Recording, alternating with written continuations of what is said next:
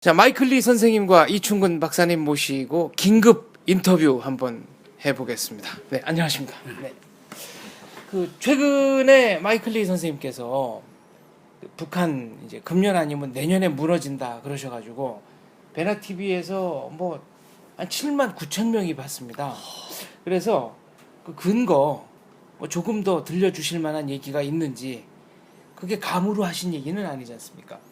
특별히 뭐 꼬집어서 이것이 있다 얘기하기는 네. 힘들지만은 국제적인 상황이 그쪽으로 가는 것 같습니다. 네. 예를 들어서 지난번에 유엔 제재 이후에 북한이 경제 압박을 받고 있고, 네.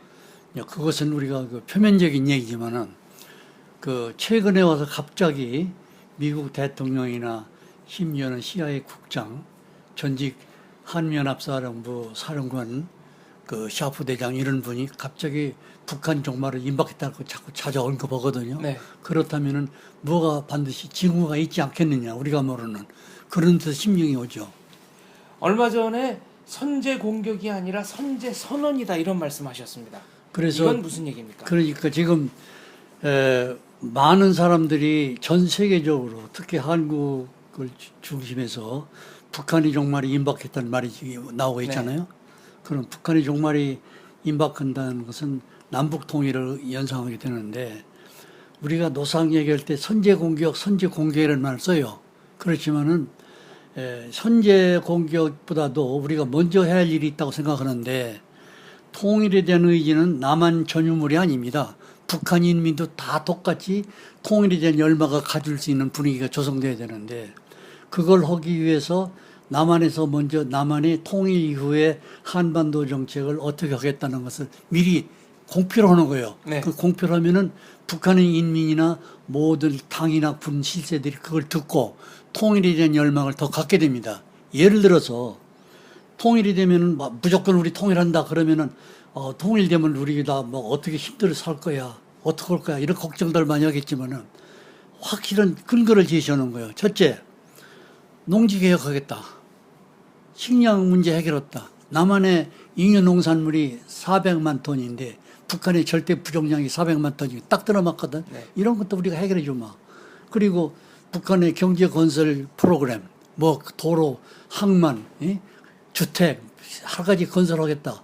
또 그 복지 정책, 그리고 무슨 뭐 자유, 그리고 인권 정책, 네. 종교자 이런 것을 자꾸 제시를 하면은 그 북한 사람들이 통일에 대한 열망을 더 갖게 돼요. 하게 되면은 통일에 대한 그 협조도가 높아지고, 특히 중요한 것은 북한의 군부와 당의 실세들도 과거에 그 살기 위해서 범한 모든 과거사 문제를 일문에 붙이겠다. 단 통일에 협조하면은 너들 다시 재기용하마. 이런 얘기를 우리가 뭐 선전적인 선제 선언을 하면은 북한에 있는 국민이나 실세들이 야, 우리가 살 길은 통일밖에 없구나. 그래도 그 사람들은 지금 북한이 종말이 얼마 있다는 것을 안 남은 것을 피부로 느끼고 있어. 그 사람들도. 그 두려운 거예요. 우리가 통일되면 죽을 것이냐 살 것이냐. 김정은이한테 충성을 했는데 어떻게 할 것이냐. 걱정할 거 아니야. 그러나 우리 정부가 그런 선제 선언을 미리 하면요, 그 사람들이 신심을 갖고 통일 열망이 더 강해질 뿐만 아니라 통일을 앞당길 수 있는 요소로 작용할 수 있다는 얘기입니다. 선제 선언, 이게 국제 정치학적인 맥락에서 어떤 의미가 있겠습니까? 아이디어는 굉장히 획기적인 걸로 저는 그 무슨 뭐 인식했습니다. 어떤 국제 정책적으로 사례가 있는 건지 잘 모르겠는데, 네. 그 선제라는 개념은 중요합니다. 우리가 저는 사실은 뭐 우리나라 어떤 연구소 같은 데서 그 북한은 우리 거다라는 그 백서 같은 것을 냈어야 된다고 봅니다. 네. 지금 뭐 많은 복잡한 얘기가 나오는데, 북한이 무너지면 뭐 유엔이 들어간다는 말도 있고 국제법으로 뭘 해야 된다는 말도 신탁 있고, 통치를 해야 된다는 얘기도 그리고 북한은 독립국이니까 대한민국이 관할할 거가 아니고 뭐 이런 얘기들 막 나오는데, 그런 것들을 정부는 못한다 하면은 뭐 민간연구소 같은 데에서 우리의 100년 대계, 10년 대계를 해가지고 발표를 하는 거예요. 북한은 급변 사태가 오면은 그 사람들을 주면은 대한민국이 책임져야 되는 거다.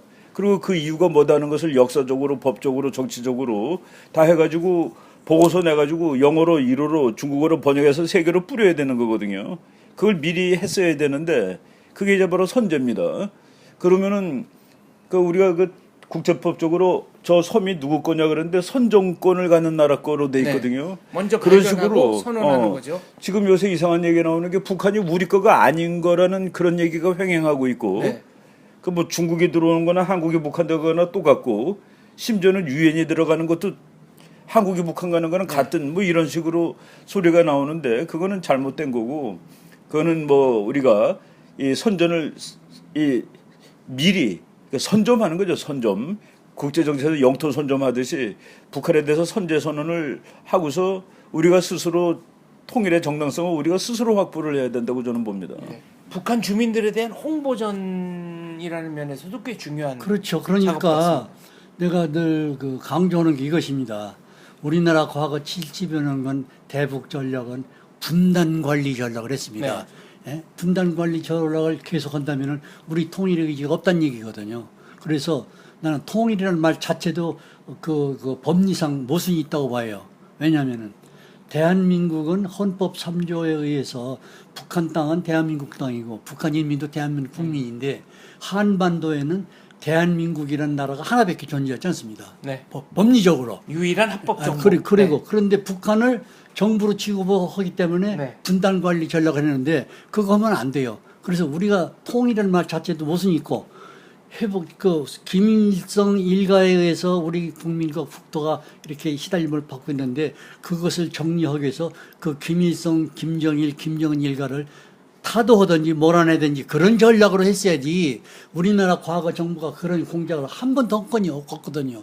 그러니까 이건 근본적으로 대북 전략은 쇄신해야 됩니다. 그런 면에서 남북한 정보부, 정보기관의 활동 목표 자체가 다르다 이런 말씀도 하셨지 않습니까? 그러니까 그것도 내가 추가하자면은 남한의 그 정보기관이 대북 공작이나 역할은 탐색 공작입니다. 정보나 수집이나 이런 요 정도로 수준이었는데 북한의 대남 공작은 철두철미의 남한 파괴 공작이었습니다.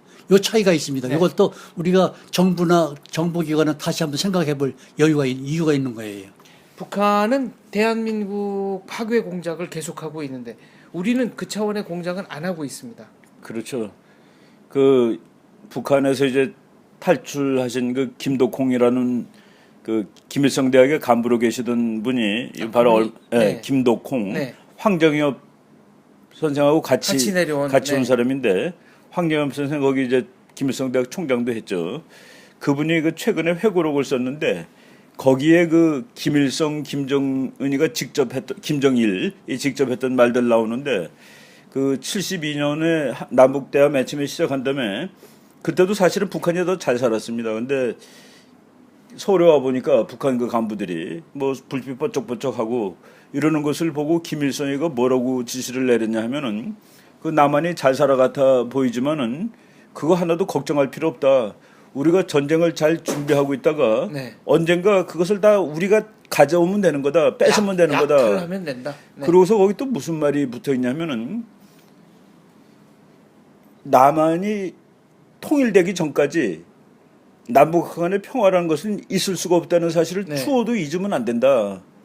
그러니까 북한은 남한의 정권이 없는 것이 마지막 평화가 되는 거예요. 그러니까 자기네가 남한 정권을 다 없애고 그때까지 평화는 있을 수가 없다는 얘기를 한 거거든요. 근데 지금 우리나라는 뭐 이렇게 보면은 어느 대통령 때는 남북 간의 평화가 있었는데 네. 어느 대통령이 되니까 평화가 없다라고 얘기를 한단 말이죠. 이거는 북한의 기본 대남 전략을 통째로 모르는 거지. 틀리게 이해하고 네. 있는 것이죠. 그거를 김정일이도 똑같이 얘기를 합니다. 꼰총을 가지고서 내가 그때 그 얘기는 한번 했을 거예요. 그 파티 석상에서 돈 가질래 권총 가질래. 이쪽에는 네. 달러 뭉치를 놓고 이쪽에는 꼰총을 놓고 네. 그 원하는 거 주소라고 그랬더니만은 사람들이 뭐 가만히 있으니까 뒤에 있는 장교 2명 보고 와서 주소 보라고 네. 그랬더니 한 친구가 달러를 주웠습니다. 그 한 장교는 군관이죠, 북한 말로. 꼰총을 줍고 그러니까 김정일이가 물어봤어요. 너는 왜 달러를 줍고 너는 왜 꼰총을 집었냐 그랬더니 달러 집은 친구가 달러가 있으면 저 꼰총을 살 수가 있습니다라고 얘기를 네. 했습니다. 뭐 그 말 되는구나 하고서 꼰총을 집은 친구한테 물어보니까 이거가 있으면 저걸 다 뺏을 수 있습니다. 네. 돈을. 그러니까 그때 김정일이가 그게 맞는 거야. 너가 북한의 정책을 올바르고 이해하고 있어. 그러면서 네.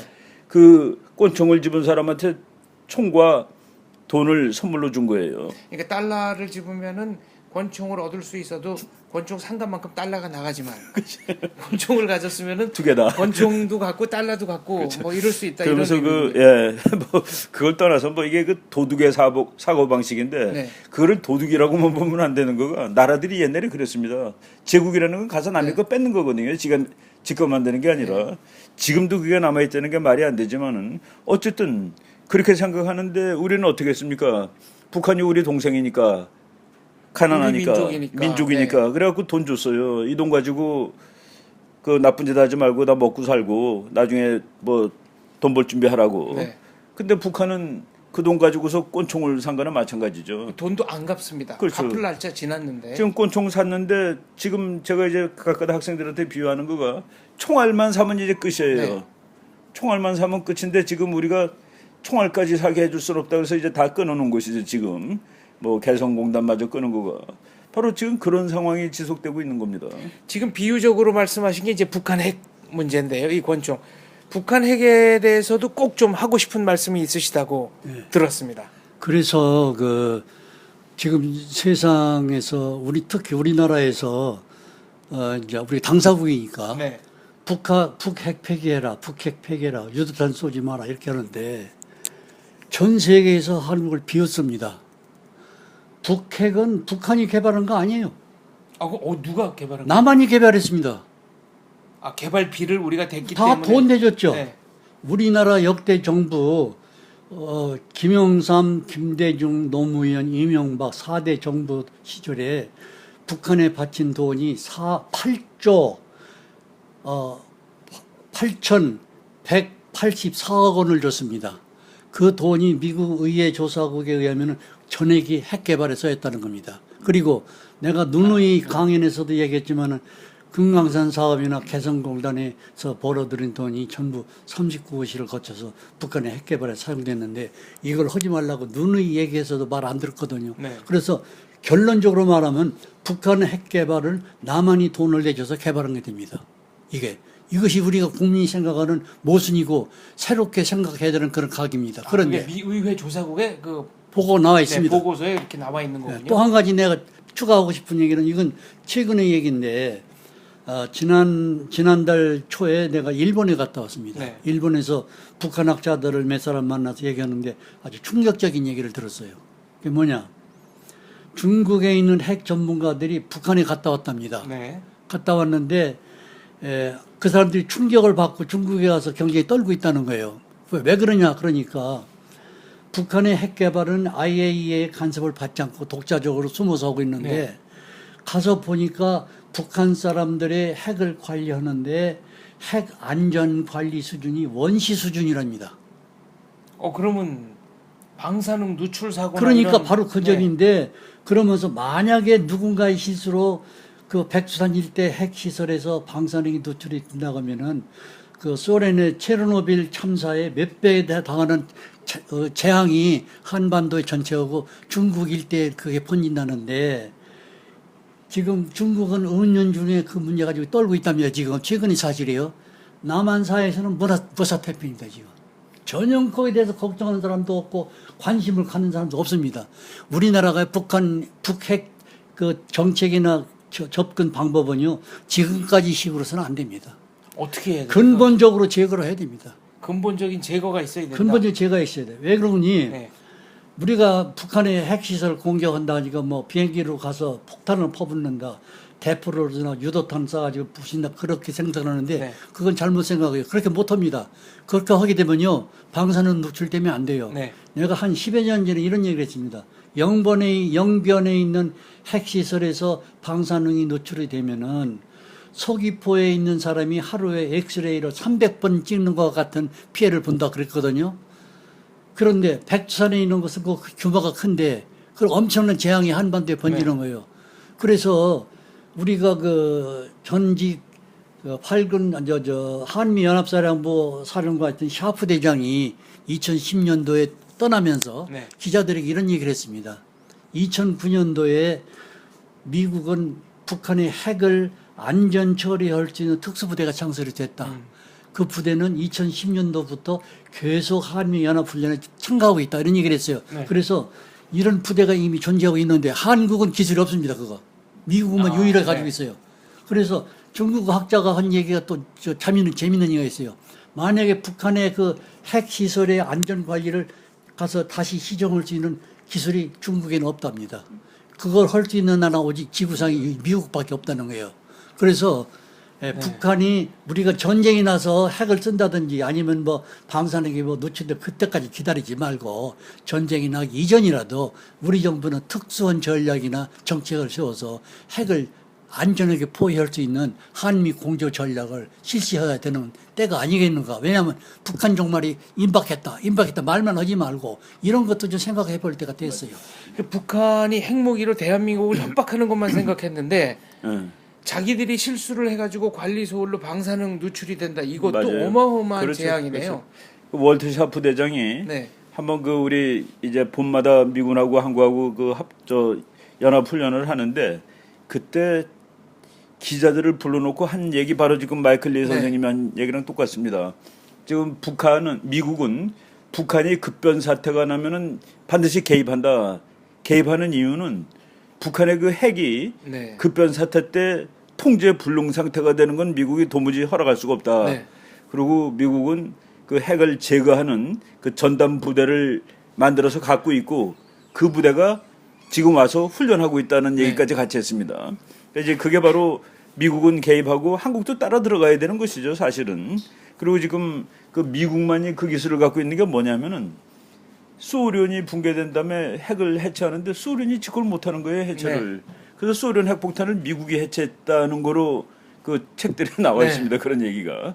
예. 야, 이게 아찔한 얘기네요. 그렇다면은 북한 붕괴가 임박했다는 글쎄, 이 정도까지는 좀 얘기할 수 있다. 그런 정보 있으면 몇 개만 좀 소개해 주시죠. 근데 정확하게 딱 집어서 이런 게 있다 하기로 힘들지만은 네. 제 1차적으로는 우리가 알기 쉽게 경제적인 압박입니다. 네. 상당히 경제적인 압박을 받아가지고 이번에 그 외무상 이수영이 중국에 갔다 오지만은 네. 그다 국을 행각입니다. 그게. 돈 얻으러 가는. 돈 얻으러 그건데 과연 중국이 어느 정도까지 북한의 비율을 맞춰줄 것이냐 이것도 문제고요. 그리고 좌우지간 북한은 두 가지 이유로 망한다고 봅니다. 네. 하나는 핵을 개발하는 데 쓰는 비용. 그게 자기 스스로의 재앙입니다. 핵을 개발하는 것은 적을 위협하기 이전에 북한 스스로의 재앙입니다. 엄청난 비용이 듭니다. 그런 지금 또 한 가지는 김정일 시대하고 김정은 시대의 차이점은 김정일 시대는 통치 자금이 있어서 김정일이가 많이 썼어요. 네. 그 지금은 김정은 시대는 통치 자금이 고갈 상태입니다. 지금 그것이 큰 문제가 되어 있습니다. 그렇군요. 자, 그렇다면 과연 대한민국은 통일의 의지가 있느냐? 이게 중요한 것 같습니다. 가까운 미국 사람들이 그런 질문 할 때 있어요. 네. 정말 한국은 통일할 생각이 있는 거냐? 의사와 의지가 있느냐? 그거 미국 사람들이 보기에 제일 통일이 애투돼야 될 사람들이 그렇지 못하다는 것을 사실은 반문하는 것이죠. 네. 그리고 우리 마이클 리 선생님 같은 한국 분이 얘기를 용감하게 하지만은 한국 사람들은 북한이 붕괴한다 하는 얘기를 안 하는 안 해야지 맞는 것처럼 네. 금기시 내고 있고 그래서 저희도 사실 그렇습니다. 그래서 북한이 붕괴한다는 것을 감으로 느끼면서도 얘기할 때는 항상 그 소스를 찾는데 미국에서는 그런 얘기가 무수히 나오고 있습니다. 그 가장 최근의 얘기는 월터 샤프 그 주한미군 사령관 전직 사령관이 한 얘기고 바로 지난 5월 달에도 그런 얘기들이 막 나오는데 이렇게 미국 그 인터넷 가서 잡지들 읽어보면은 막 나오는데 우리 언젠가 얘기했을 거예요. 토마스 릭스라는 그 미국 워싱턴 포스트 기자를 오래 한 그 국방 전문가인데 그 사람이 아주 재미있게 오늘의 문제 그 땡땡 점 찍고 북한은 금년이 가기 전에 붕괴할 것인가 네. 라고 이렇게 문제하고 물음표 달고 북한이 그때 무너지더라도 나는 하나도 놀라지 않는다. 솔직히 말해서 김정은을 리틀킴이라고 썼어요. 네. 리틀킴을 떠받쳐주고 있는 그 무엇이 남아있다는 말인가라는 말도 했고 그 사람은 그냥 그 일반적인 학자지만은 그 웬디 쇼먼이라는 지금 클린턴 후보의 네. 이제 외교 담당하는 사람인데 그 사람은 몇 년 전에 외무차관일 때 북한 정권의 변화밖에는 방법이 없다. 변화밖에는 북한 핵 문제 해결할 방법이 없다라고 얘기를 했는데 바로 최근에는 북한의 군세구 됐다가 일어날지 모르는데 거기에 대비를 해야 된다라는. 네. 그러니까 그분들이 뭐 근거를 뭐다 이렇게 딱 얘기는 하지 않았지만은 그 정보를 많이 가지고 있는 사람들이 그런 얘기를 했다는 것 자체가 진짜 그 시사적이다. 네. 뭐 의미가 있는 얘기겠죠. 네. 북한이 그리고 뭐 우리가 다른 그 여러 가지 정치학 개론에서 배우는 요건들이 있잖아요. 어느 정권이 어떻게 유지되는 거 네. 그런 거를 보면은 북한은 이제 이미 정치학 개론의 상식을 벗어난 나라죠. 네. 저게 살아 있다는 게 좀 헷갈리는 거고. 그리고 김정일이가 죽은 것이 2011년 12월 17일인데 영국의 그 이코노미스트라는 잡지가 그 12월 31일자 그러니까 죽은 다음에 한 일주일 만에 네. 나온 거예요.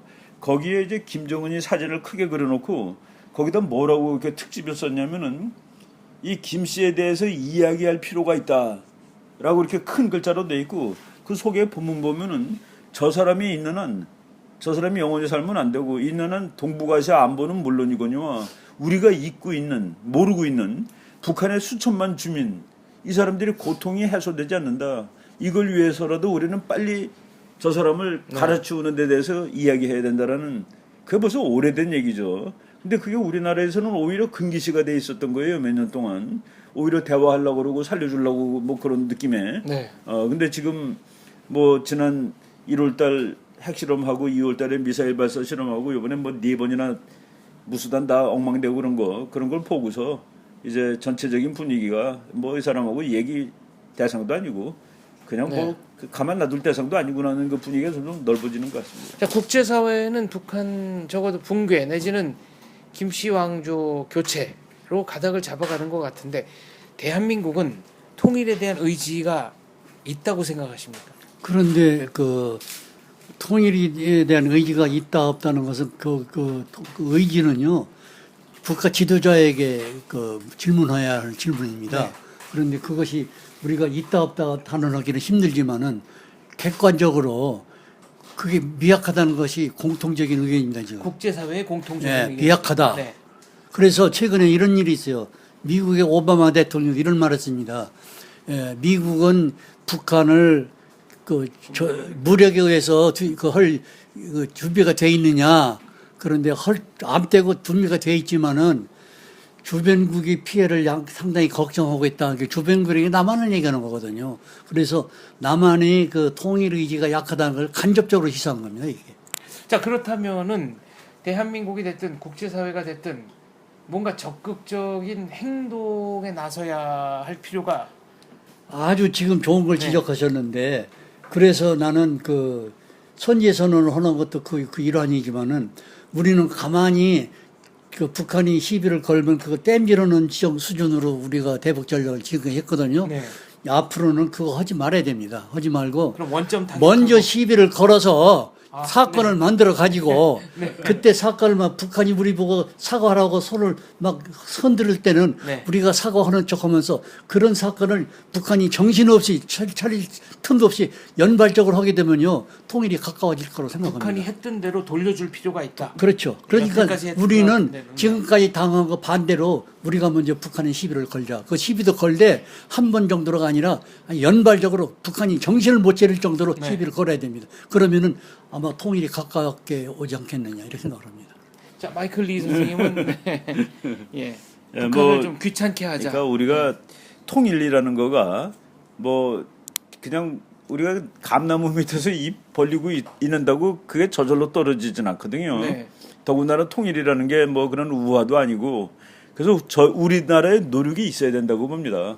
그러니까 뭐 비유하자면은 감나무 밑에서 입 벌리고 있을 게 아니라 감나무를 흔들어야 되는 거죠. 네. 흔들어야 되는 거고 그리고 또 흔들 때도 그냥 흔들면 안 돼요. 그 감이 머리에 떨어지면 안 되니까 이마에 그렇죠. 떨어지면 안 네. 되니까 우리가 전략을 가지고 그게 정확히 입에 떨어질 수 있게 그런 게 다 네. 전략이거든요. 그런 거를 해야 되는 것이죠. 그렇군요. 우리가 그 네. 국제 정치에서 통일을 이루는 이런 모든 과정을 보면은 전부 다 참 진한 노력이 있는 결과지. 네. 그게 그냥 되는 건 아니에요. 근데 우리나라는 조금 그 남한테 의존하는 것 같아요. 뭐 중국이 통일시켜줘야 된다고 그러고 미국이 시켜줘야 된다고 그러고 우리가 해야 된다는 그 마음을 가져야지 저는 된다고 봅니다. 북한의 최고위층의 자제만이 뭐 해외 취업이 가능하다는데 북한 식당 종업원들이 연이어 탈북을 하고 있습니다. 그리고 그 밖에 이제 뭐 여러 가지 징후들이 보이고 있습니다만 여기에 대해서는 어떻게 생각하십니까? 그러니까 그 최근에 식당 종업원이 탈북한다는 데서 말이 많았죠. 그 사람들은 적어도 간부급 자녀들인데 네. 간부급 자녀들이 한두 사람도 아니고 집단적으로 이렇게 탈북을 했다고 하면은 굉장히 심각하다 이렇게 얘기하는데 그것은 그것만 볼 게 아니라 북한 사회 전체가 그렇게 심각하다고 보는 게 정확한 답입니다. 그리고 또 한 가지 내가 추가해서 말하고 싶은 얘기는 김정은이 체제가 이미 망하기 시작이 됐습니다. 왜 그런 거니? 내가 이런 얘기를 해요. 북한에 노동당이 있죠. 네. 노동당 당원은 우리가 그동안 300만으로 알았는데 지난번에 그 7차 전당대회 때 숫자를 보고 340만 정도라고 추적했어요. 그러니까 이런 얘기입니다. 북한의 노동당은 당원이 340만이다. 당이 또 하나 있다. 뭐냐? 장마당이다. 장마당이라는 네. 지하정당이 장마당 당원은 2천만이다. 네. 그런데 현재 노동당이 장마당을 통제를 못합니다. 네. 그것도 하나의 북한이 벌써 무너지기 시작한 하나의 징후 하나죠. 장마당의 당세가 상당하네요.